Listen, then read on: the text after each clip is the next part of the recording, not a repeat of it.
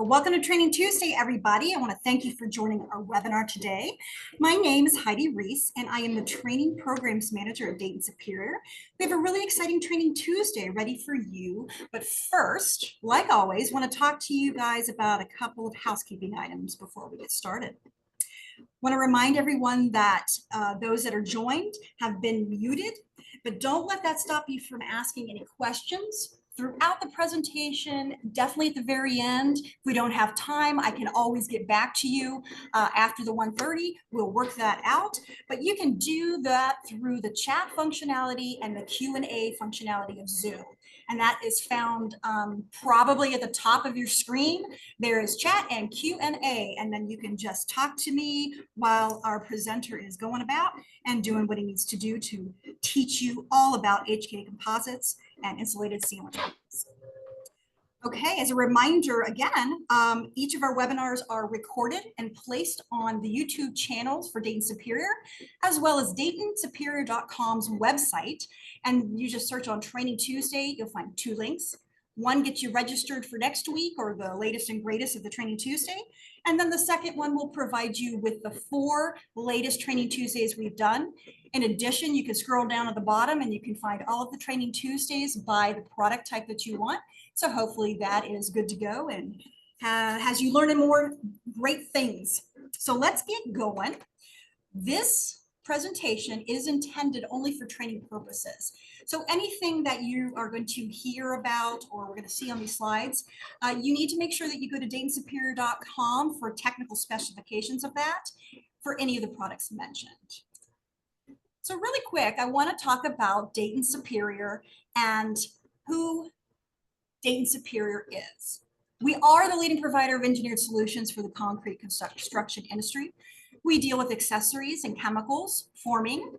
You're going to see HK Composites as part of our accessory line. We're excited that we've partnered with them to provide this great new and exciting product. I'm going to segue into engineering because they also have an engineering aspect that provides you with this whole complete package. Other engineering aspects for Dayton Superior is the Simons line. If you want to do custom Simons forming, we can provide you with the engineering to go for that, as well as tilt up and precast. And if you have any specifications or, I don't know, questions just in general about technical, we've got the technical group for chemicals, accessories, and forming. And then, of course, we have training. So these trainings are real quick, to the point, to get you excited about a product, to enhance your brain on what we have here from Dayton Superior and what's important out in the industry. Today, we're going to be talking about insulated sandwich panel system, specifically around HK Composites. And I wanted to remind you guys that you can anytime ask for a custom training, and you can do so at training@DaytonSuperior.com, and that goes to me and my counterpart, Chuck Hoke. We'll get that to you and we'll figure out how to get you trained up with what you need. But let's get to what we're here for today. I want to introduce you to John Osweiler, who is the national sales for HK Composite. He's a national sales manager, and he is a lifelong, how do you say that, John? Iowan? He's from Iowa. You got it. You got it. Which I found exciting. Up in here in Ohio, I should know that term because Dayton, we're Daytonians, right? So we've each got our own little thing. But he went to the Iowa State University, attended that, got his degree. He's been in construction for 30 plus years, mainly working within the insulated concrete wall arena, as well as insulating concrete forms and sandwich panels. So he knows his stuff. He is a green building certified as a LEED, and that's LEED for those of you who don't know that. He's an AP/BD plus C. I'm not going to explain that. I want you to look that online, and maybe I'll do like a little prize next time for those of you who can tell me what the heck that means. But let's just say he's green building certified, and it's pretty awesome. He's got that credential, and also he is an ACI tilt-up technician. And he's very eager to teach us, I hope he's eager to teach us about insulated sandwich panels. So go ahead, John, and take it away.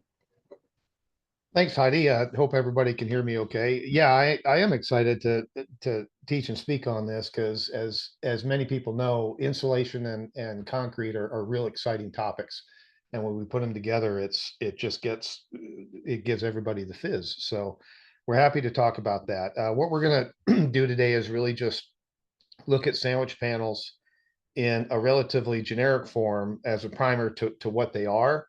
We might possibly do a later presentation that dives further into some more specific areas, but today we just want to familiarize you with what the basics are with insulated sandwich panels and how they can make a facility better and how they can solve certain problems compared to other building wall envelope methodologies, basically. And let's see if we can. There we go. So what is an insulated sandwich panel? If you're not familiar with them, it's really basically two layers of concrete. We call those layers withes, W-I-T-H-E, that are encapsulating a layer of insulation. And there's different ways to make that happen. What we're interested in is making that happen in the most efficient way we can, and a way that gives you the best performance that you can really get. The thickness of the concrete wise and the thickness of the insulation and type are dependent on a number of factors. Some of those we'll go into here. The biggest benefit of an insulated sandwich panel, when it's done correctly, is that it's so incredibly simple from a 30,000-foot view. It's really two materials. It's insulation and it's concrete. There's some other things in there. We've got some reinforcing steel that goes in there. There are some other things involved to help us with lifting and bracing these things and connect them together. But from a simplistic standpoint, it's these two materials, and there are no cavities in these walls. This is what we'd call a barrier type system in and of itself. So there are no wall cavities in this wall system where often some bad things can happen, and those things can happen over time and we don't know they're happening. When we eliminate those, we eliminate a lot of problems. Anything else we do to these panels architecturally or coatings or anything, that's just aesthetic. These can be as simple as a smooth gray wall. It's boring, and oftentimes we do something different, but these perform incredibly well just as is. Anything else we do is kind of icing on the cake. So the whys there are a couple different definitions of the whys. There are structural whys or layers, and there's non-structural whys on these panels, or there can be. These are structural panels. They could be cladding panels where they're just attached to, say, steel columns. Mostly what we're talking about today is going to be structural panels.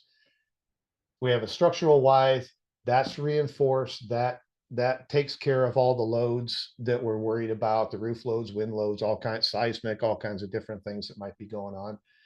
We take those into account. And then there's a non-structural withe on some panels that's doing nothing but looking pretty if we want it to. It's protecting the insulation, and it's just a non-structural part of that panel.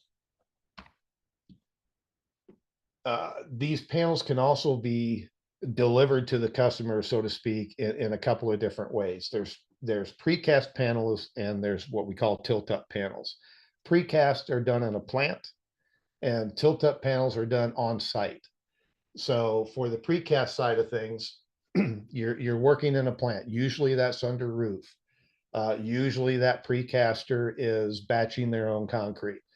There's a lot of they have a lot of control over what they're doing, and it's a much more static situation with a lot of different things that are taken out of the equation compared to casting on site like tilt up. Tilt up then of course is done on site. We're often casting those panels on the actual floor of the facility itself. Sometimes some parts of that floor aren't conducive to casting on. We can have sacrificial slabs that we cast on or cast somewhere else on a different part of the floor and move those panels a little bit. But generally, the way to think about tilt up is that we're casting those panels right where we're going to tilt them up and erect them where they belong. And then those panels all get put together. So, you know, in certain parts of the country, precast is king. In other parts of the country, tilt up is king. Some of that just has to do with the way the market is developed. Some of it has to do with weather conditions, that kind of thing, location and proximity to where a precast plant might be, that kind of thing. But there's different ways to get them to the customer. So I mentioned these different wides on these panels. That a sandwich panel, like I said, it's 2 layers of concrete, 2 wides, encapsulating insulation. There are 2 ways to go about that. One is a non-composite wall panel. I'm not talking about the connectors itself, which is what HK Dayton manufactures, and we'll talk about those. But we're talking about a non-composite panel where usually the inside wide, in this case, this wide on the right side, is the structural part of the panel. And then the left side of the picture here, the outside skin is a non-structural wide. To the right here, we have a structurally composite panel where we use a different connection device. We'll talk about that. But the 2 layers of concrete act together to share that load. So a non-composite panel, a little more specifically, we've got the structural wide. It's thicker. It is where we have the structural reinforcing steel. It's handling all the loads. And then the face, the fascia wide, is thin. It could be as thin as 2 inches. It's usually around 2.5 to 3 inches thick. It is reinforced generally with wire mesh. There are some other ways to do that, but generally it's just wire mesh. It doesn't require rebar. And then we use a wide connector that is non-thermally conductive. It allows for the face to do what we want the face to do and holds it all together without anything else holding that face on. We'll talk about that in just a minute. Traditionally, this is more of a site cast tilt up type of situation. Then we go to composite panels. If I can move here. The composite panels are where we share the load between the 2 wides. So in the non-composite before, we might have an 8-inch structural wide required to do what we want it to do. We need 8 inches of concrete reinforced to handle all the loads that we're looking at on this particular building. In this case, a composite panel, we might be able to do that in 2 layers of 4-inch or 2 wides of 3.5-inch. So let's say it's just 2 layers of 4. We're doing 8 inches total of concrete. Whereas on the non-composite panel, we've got our 8 inches, but we've also got, let's say, a 3-inch face. So the composite panels are saving us concrete. And on a large project, that's a significant amount of concrete. It's also a significant amount of weight. So this started generally in the precast industry where they were able to produce lighter panels. That's very important because we're transporting those over the road to the site. And oftentimes those projects will require a crane that has to have let's say, a further reach, which reduces its capacity. So reducing the weight on these panels using composite action is really important. And it gives us some real cost benefits too. That being said, traditional tilt also has its pros, but that's the difference between composite and non-composite panels.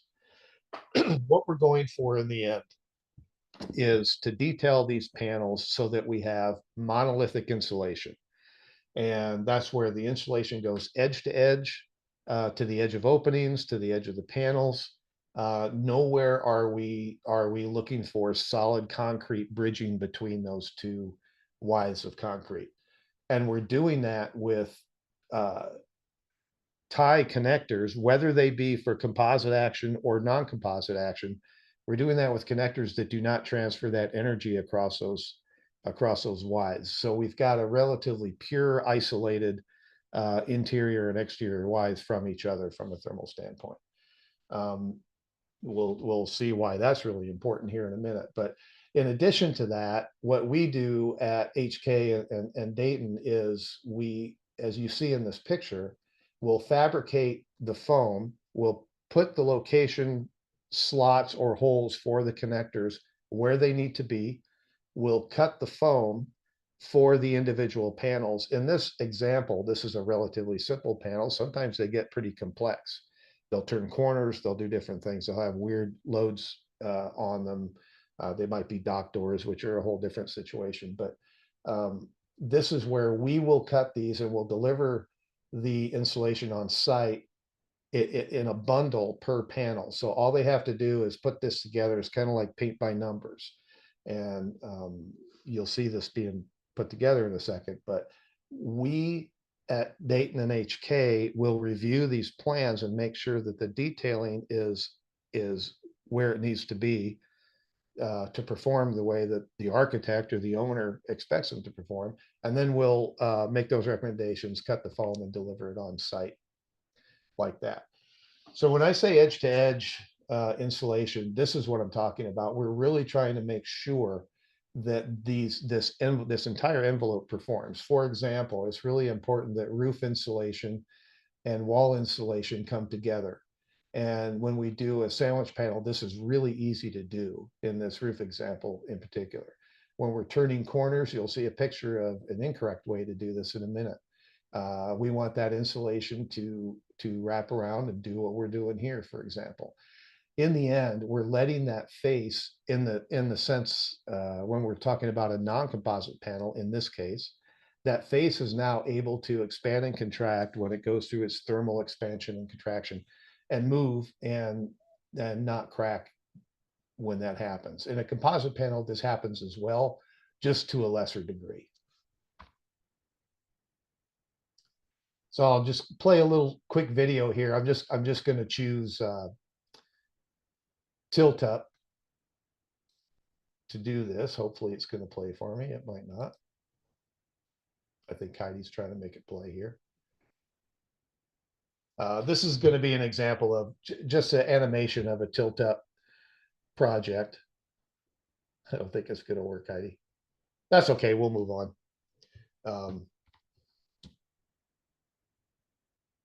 Oh, there it goes. Okay, so this just happens to be site cast tilt up, and what you're going to see is the panels being formed on the facility floor.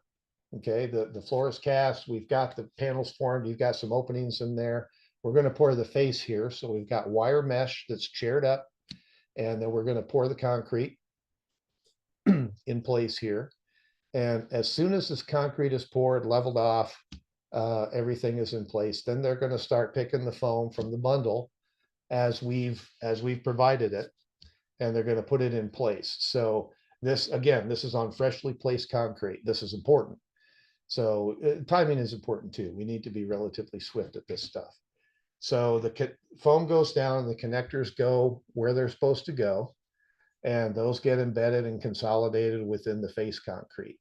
We're going to vibrate it just a little bit to make sure that consolidation has happened, because that's the key to making all this happen. And as you'll see, this is going to be the only thing. These connectors are going to be what holds the two wides together. Once those are in place and set, then we get off the panel, let the concrete in the face cure, and then we put down the structural reinforcement and the structural withe in this case. There are going to be some inserts for lifting braces and lifting inserts, that kind of thing. And then it gets tilted into place, and you've got a panel that's up. These get welded together with their weld plates. Roof members get put on. This is why you can go down the road one day on your way to work and there's nothing there, and the next day there's half a building standing, because this can happen pretty swiftly.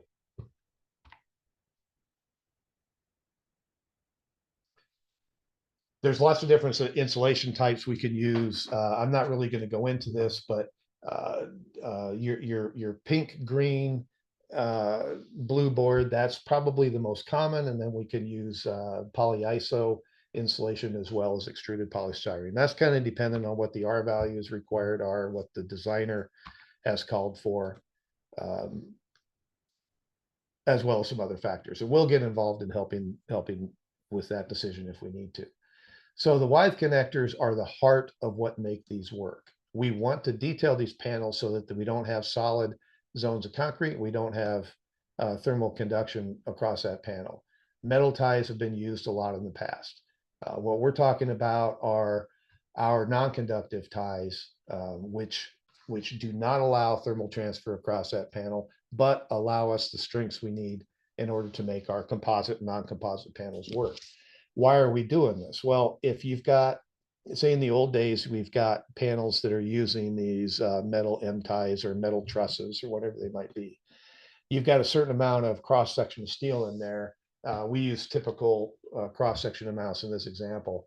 We're losing over 25% just using of our R value using just steel ties alone. The problem is you can't just use steel ties in these panels because it doesn't handle it. So you also have to have some solid concrete around openings at the base, at the top, edges of panels, that kind of thing. Now we're losing almost 45% of our R value. Over half of that when we combine it. So when we use a non-conductive tie, all of a sudden we've actually got the performance that's being expected.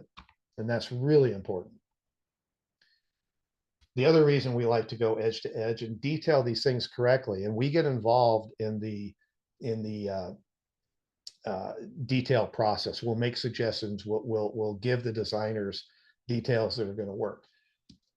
This is the right way to do things on the left here. If we don't do, for example, this is just one example, if we don't do these corners right, this is what you can have. In this case, this is thin brick that's spalled off due to cracking where that face was trying to move and it was constrained by solid concrete. We don't want that. That's not good for anybody. So that's why we get involved on the engineering side of things to make sure this doesn't happen. These solid sections, as an example here, around openings, edges of panels, that's what we're avoiding. Okay, so between the use of our wide connectors and the use of our experience and help in engineering to make sure that these are detailed correctly, we can avoid this stuff from happening. We don't want the guys on site installing this insulation to have to make decisions when they've got a time crunch going on. They've got wet concrete laying down. They're trying to get that insulation down. And by the way, when we lay insulation down, now we're going to spike temperatures, and that face concrete is going to spike on us. So we've got to get connectors in here and get going. They don't need to be making these decisions. So we've taken care of this. Now let's say something like this does happen, a mistake happens. We've now got relatively all the time in the world to fix this. And once we fix this, or once we have everything the way it's supposed to be, as you saw in that little video, then we literally set it in stone. So we know that once it's right forever. All kinds of different things. These don't have to be big gray boxes. And you've all seen examples that you might not have known was tilt or precast concrete that had lots of different architectural things going on. We can do thin brick, different kinds of form liners and everything on these buildings to make them beautiful. Again, we're talking primarily about structural panels here, where they are load-bearing panels. They could be cladding panels, but in this case, we can take care of any loads you need to give you whatever kind of spans you want within your facility. Just a few examples. I'm not going into any of these, but you can see sandwich panels or concrete wall construction doesn't have to be just a big gray box. You're seeing examples of a lot of thin brick here, some different things going on. Educational is a big part of what we do, and those are usually pretty attractive buildings. So you can do kind of whatever you want on the faces of these panels. When everything is done correctly, when we use non-conductive ties, when we detail correctly and don't have solid zones, we're able to utilize this great benefit of this called the mass wall effect, where all this mass on the inside of the building is acting like a giant energy flywheel for us. It'll absorb and slough off BTUs basically kind of when needed. So if you're in a classroom and you bring in 40 kids into a warm classroom, all of a sudden they're bringing in all this extra heat with them. Those walls are going to help absorb that and help really reduce the swings of temperature and help control the cycles of the HVAC equipment within those. So that mass effect really gives us a huge benefit, and it is recognized in different ways. When we have thermal bridging, we also have some other problems. It's not just economics of energy conservation. It also has to do that a lot of what we're talking about has to do with condensate and controlling condensation within the facilities. This is an example on the lower right. These happen to be cladding panels where they're stacked up on a dormitory, and they had a lot of solid zones of concrete, just thermal bridges all over these panels. And this particular facility had a huge problem with condensate formation where the walls met the floors inside these rooms. It was a pretty big issue. I think the mitigation was to have air basically moving across these on the inside, but once it's set in stone, it's hard to fix. So that's why we use low conductive Wythe connectors. This is why we try to be as pure as we can about having no solid zones of concrete, for example. All comes from, where does the dew point happen, right? So vapor pressure, vapor drive is insidious. It's always working against us, so to speak. So if we have bridges across that panel, we're going to have a dew point happen somewhere where we don't want it to happen. So we really try to control that a lot. We can do studies with dew points on specific wall sections for certain areas to show you where that might occur. So this mass gives us a huge benefit, and that's recognized by ASHRAE, by ICC, by a bunch of different agencies, and that it's a value added effect type of thing. So as you see in this example, in these boxes, let's take zone 3 in the country here. If you have a mass wall, and this could be a masonry wall, but as long as it's a mass wall and we have continuous insulation, we're saying the requirement there is for an R7.6 of continuous insulation. That's what the CI is. If you're a metal building, you have to have both 6.5 R6.5 of continuous plus an R13 combined.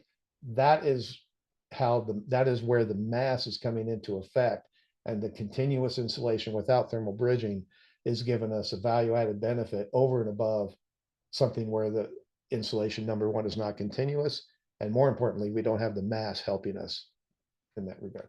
Up in my neck of the woods here in zone 4 and 5 is another example. On a metal building, we've got to have an R13 plus an R14 continuous insulation still. We still have to have the continuous insulation. When we do a sandwich panel, all I've got to have is 11.5 continuous insulation R value. That's it. That's barely, and that's 1.5 inches of polyiso insulation. That's pretty easy to do. I'll just show this example. This is kind of what we like to call a mass performance value. I'm going to use Phoenix in this just because it's easiest for you to see, and it's relatively remarkable. In the Phoenix area, and this changes, by the way, on facility types, and we can give you a study to show you specifically for your building. But let's say we have an R10 in a insulated sandwich panel wall. That is going to perform in terms of BTUs consumed as about an R25, meaning you'd have to have an R25 in a non-mass wall to perform from a BTU consumption standpoint as an insulated wall panel with an R10. That's how powerful this is. We're just about done here. Lead, if you need lead points for your facility, we can help on that. There's lots of different ways to do it. But that's basically a quick primer on sandwich panels, insulated sandwich panels. So I guess if we have any questions, Heidi, I'll turn it back to you.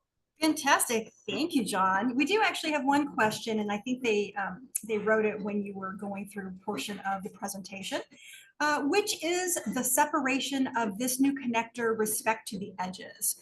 So does that make sense, like what you were talking about? If not, I can have Rennie, if you want to elaborate on which slide. Yeah, so generally, I think what the question is, I'll answer it with generally we are no closer than 4, no further away than 8 inches generally from edges and openings. Um, and there are situations, specifically what might be going on within those panels, where we might specify an extra row of connectors here or there. Let's say we have an extremely tall parapet, or there's something going on, and maybe we'll add an extra row of connectors towards the top of that panel to help with that, just what's going on there. Some of that has to do with, a lot of the stresses that these connectors see are, one can argue, and it's true, just picking them off the casting slab, it in some ways is the biggest load on these connectors, not necessarily their life cycle in place. So, we may need to have additional connectors for things like that. Suction loads can play a part in that, but yeah, generally no closer than 4, no further than 8 from edges, inches. Great, thanks. And if that didn't answer your question, please go ahead and put in. I'm going to stay on the line here just for 2 more minutes. We will. We're a little over time, but that's okay. Any other questions out there? Let's give it a second. John, I want to thank you for coming out and teaching us. I know this is all new to me as well. I love that we have all partnered here, and I definitely want to have some more training Tuesdays to go through the complete package from beginning to end, maybe an example. So while you guys are putting your questions in, let me know if there's anything else. I think I see a hand raised.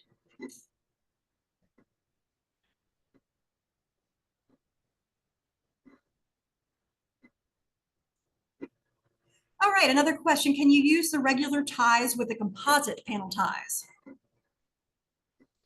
Um,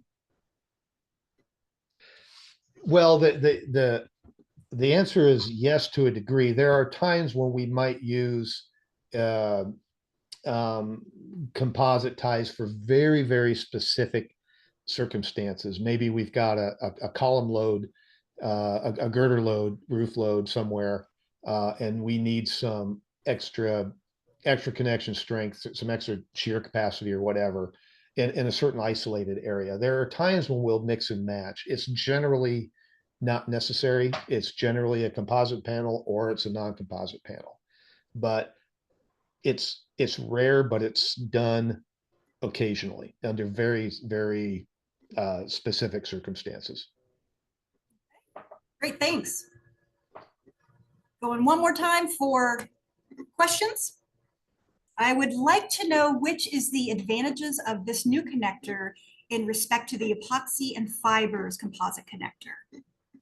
So they're very similar in terms of what they do, spacing. Both types have a composite and a non-composite version. Our composite tie was recently tested against, I don't know, 4 or 5 others uh, that are out there, and our composite tie showed as the strongest by far.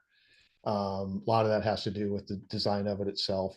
What we're doing with the non-composite tie is making sure that we have the strengths to uh, give it the life cycle it needs. Basically that's forever, but also is ductile enough to handle the expansion and contraction, the movement of that face in a non-composite panel. But generally they're both very similar in terms of what they do, how many we use, and the end result is in effect pretty darn similar. Awesome. I love this interaction. We got another question. So if the inside of the panel is a finished surface, can electrical rough-ins be embedded in the panel? Yeah, and that's often done. That'll be done. So once the face is poured and the insulation is down, then the next step is for those other trades that need to get in there to do what they need to do in that panel. So you can rough those in. Keep in mind that the steel guys need to get in there as well to do their thing, get the steel reinforcement in. That's kind of an immovable object, so to speak. So usually you'll have to kind of work around those guys. They can't really work around the other rough ends. But once that's done, then you'll generally have time to get in there and get those other trades put in that panel. Okay, and we have a follow-up on the one about the use of regular ties with composite panel ties. That follow-up is there any plans to have pen sizes every half inch? To have pin sizes every half inch. Um, So this is a follow-up to, can you use the regular ties with the composite panel ties? You answered that one. And so they want to know if there's any plans to have them every half inch. I'm not exactly sure what that question is asking. If it is, do we have the ability to do any length of tie for any combination of panel configurations, meaning So foam thickness? they say they're using 3.5-inch foam, but only have 4-inch ties. Well, 4-foot ties. there to a degree there's actually some leeway to do that, but we will size the ties to the panel configuration so that we have the embedment depth that we need, we have the coverage we need on both sides. So generally we size those ties for the panel configuration itself. So we do have them in affect any increment we want to do. Oh, this is great. So guys, I'm going to unfortunately have to stop us here because we're over time. But if you have any other questions that you want us to answer, you can send it to me at training@daytonsuperior.com. That's training, TRAINING at daytonsuperior.com. And we'll get you in touch with the HK guys, John, or I'll get them answered for you. Thank you again, John, for coming and being so smart like you are. And everybody, I'll see you next week. And this is for Jerry, Mr. Cruz. I haven't seen you in a while. I want you all to have a superior Tuesday. Bye now.